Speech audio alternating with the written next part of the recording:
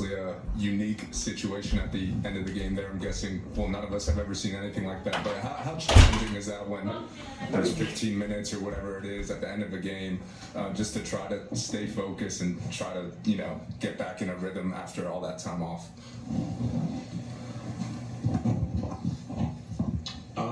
It's tough, but at the end of the day, the refs got to, get it right. I know it's not them, but they can't just let it go on with the shot clock being messed up or whatever. So I think they did a good job. It's just an unfortunate situation. Guys just out there standing around. That's really it. Right.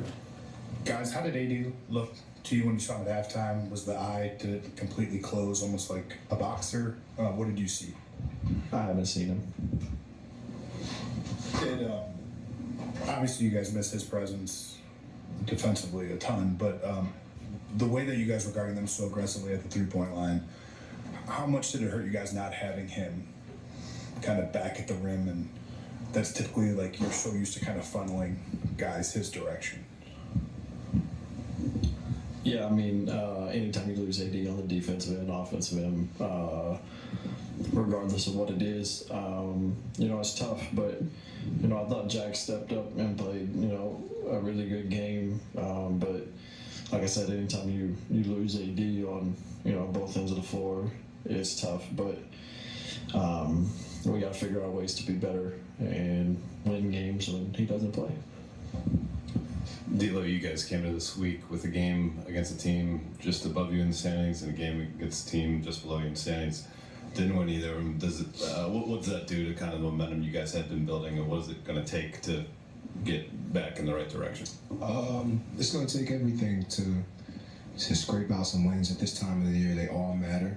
Not really familiar with the standings, but I just think that that's just the momentum at this time of the year. Every game matters. Standings, all that matters. So.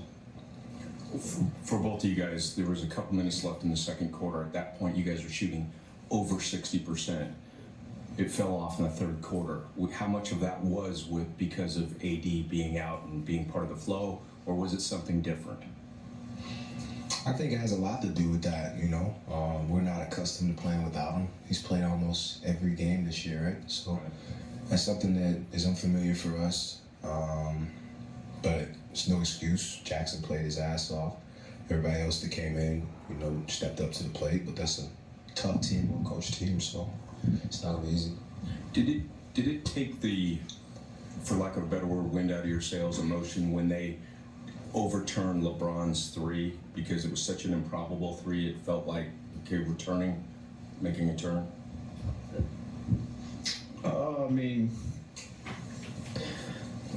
The game goes from a 4-point game to a 7-point game in the matter of, it's kind of like you twist back time, but you lose the time.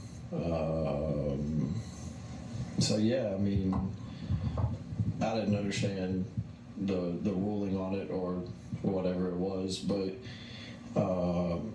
anytime that something like that happens, it sucks. You want to score points.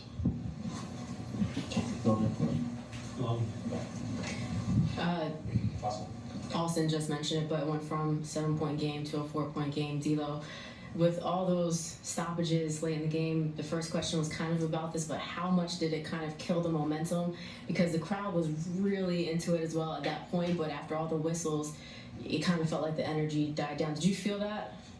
Yeah, it just seems a little unfair.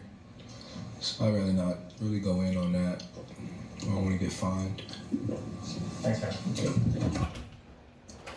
Time for a little Access 360. Big game, what are you breaking down?